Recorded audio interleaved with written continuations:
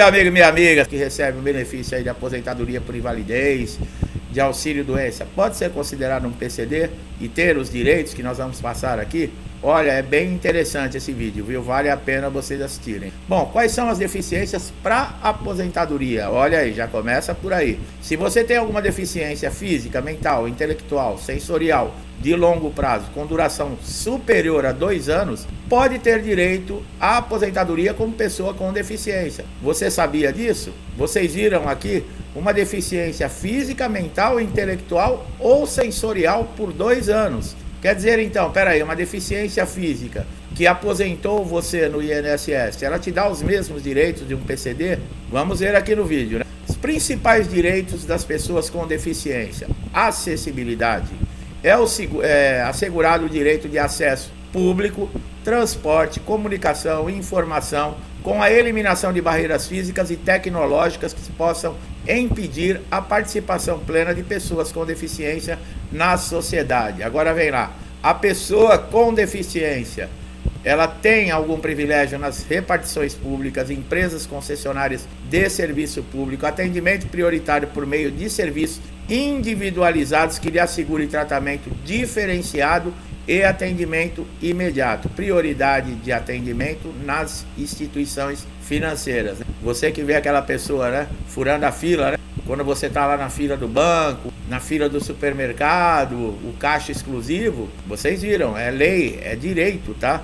Tem muita gente que reclama, a gente sabe, né? Tá com pressa, pessoas sem paciência, as pessoas são diferentes, todos nós somos diferentes um do outro, né? Mas quem reclama, quem acha ruim, pessoal, é garantido por lei, tá? PCDs têm algumas vantagens na hora, por exemplo, de comprar um carro, entre elas isenção de impostos, o IPI, que é o Imposto sobre Produtos Industrializados, o Imposto sobre Operações de Crédito, Câmbios, Seguros, tá? IOF, Imposto sobre Circulação de Mercadoria, que é o ICMS, Imposto sobre Propriedade de Veículos, que é o IPVA. Olha que coisa. Agora muita gente pergunta: PCD, ele paga IPTU? Ele tem isenção de IPTU desde que a deficiência física, ele receba até um salário mínimo de qualquer instituto de previdência, tá? Não pode ultrapassar um salário mínimo. E também tem a metragem do imóvel, até 80 metros quadrados, tá? Aí consegue a isenção do IPTU. Como informar a Receita Federal que eu sou PCD?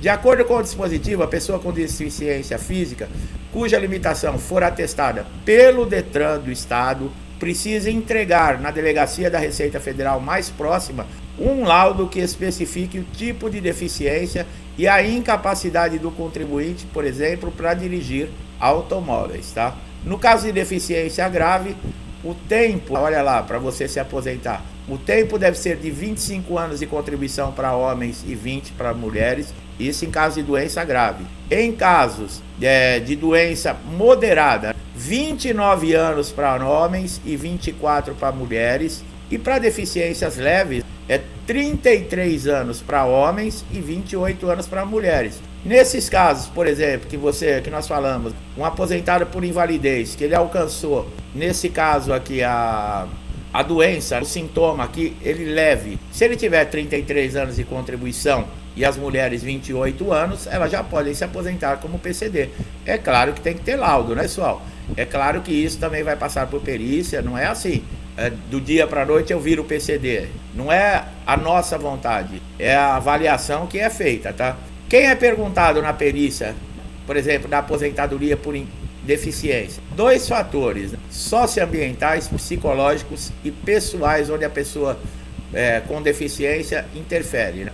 A limitação nas atividades causadas pela deficiência, a restrição na participação do deficiente na sociedade. Então vocês vejam que não é tão simples. Agora, existe diferença entre reabilitar e PCD? De acordo com o decreto 3.298 de 1999, compreende-se que a pessoa com deficiência reabilitada é aquela que passou pelo processo orientado de reeducação profissional, que possibilite a partir daí a identificação das suas potencialidades laborativas, né? Sua reinserção no mercado de trabalho e participação na vida comunitária. O que deve constar no laudo médico de um PCD? Bom, o laudo atestado médico de pessoas com deficiência, né, deve constar dados mais atualizados possíveis, como CID, detalhe das limitações funcionais, né, na prática, ou seja, a deficiência ou a sequela. Como se cadastrar como PCD no INSS? O serviço está disponível pelo aplicativo Meu INSS,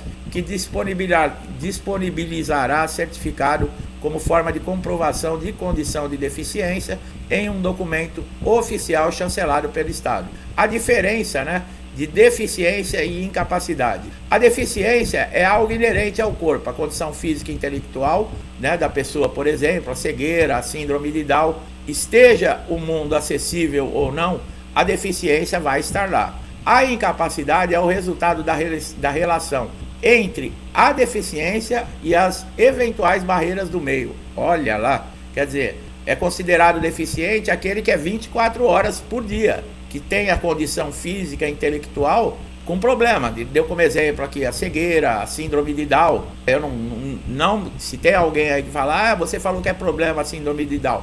Pessoal, eu não sou médico, tá? Eu não faço diagnóstico. Eu só tô aqui falando, eu preparei um texto aqui e eu tô seguindo, porque é complicadinho para falar sobre isso. Tem alguns assuntos que quem já me conhece falando aqui no vídeo, nós destrinchamos, falamos assim com muita tranquilidade, mas vocês viram o nome das doenças? Qual é a diferença entre a deficiência e a incapacidade?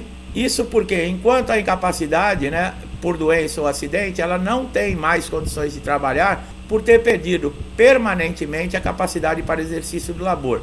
O deficiente possui plena capacidade para trabalhar dentro de suas limitações, devendo se aferir apenas e tão somente para efeitos aí, no caso de aposentadoria. Os segurados reabilitados pelo INSS são equiparados às pessoas com deficiência para preenchimento, por exemplo, de vaga em sistema de cotas em empresas, né?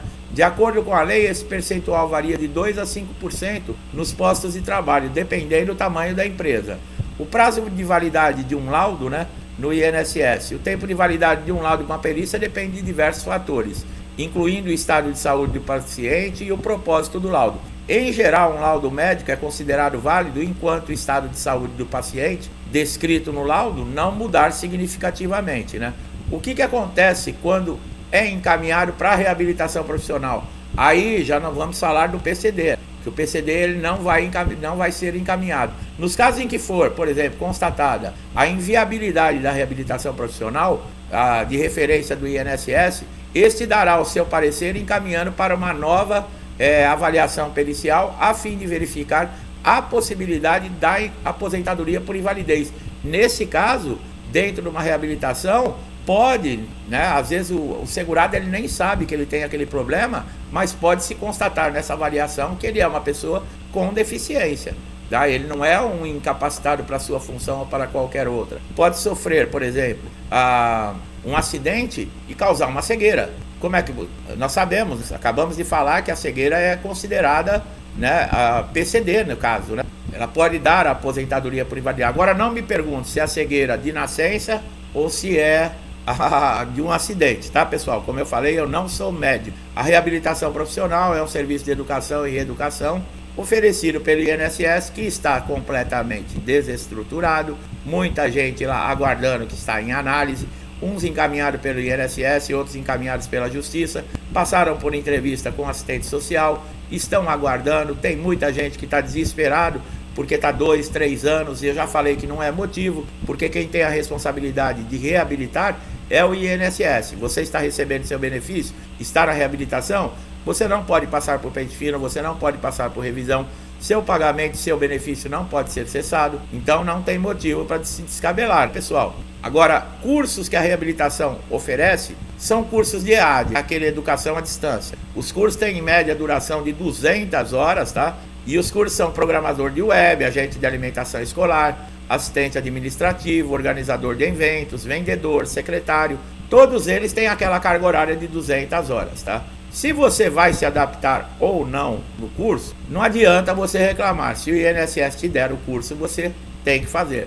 É como encaminhamento para reabilitação. Não adianta você reclamar, você tem que aceitar, porque é obrigatório, tá? Então fica aí, pessoal, com relação a PCD, nós tiramos algumas dúvidas que a gente recebe aqui comentários às vezes no canal, as pessoas pedindo para fazer vídeo. Então nós estamos aqui passando uma informação, trazendo uma luz sobre esse assunto, tá?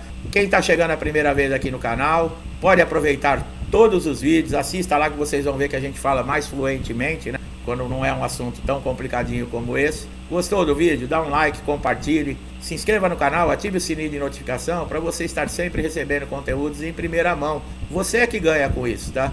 Pode ser uma informação que você está esperando há dias, semanas ou até meses para resolver aquele problema no INSS e você não sabe como. E nós, com os nossos conteúdos aqui, podemos te ajudar bastante, tá? Meu amigo e minha amiga, muitos que me acompanham há muito tempo aqui no canal, eu agradeço, que Deus abençoe sua casa, sua vida, sua família, com paz, saúde, prosperidade, alegria, amor, afeto, tudo que eu desejo para mim e para minha família, eu desejo em dobro a todos vocês. Eu vou deixando aqui meu forte abraço e até os próximos vídeos.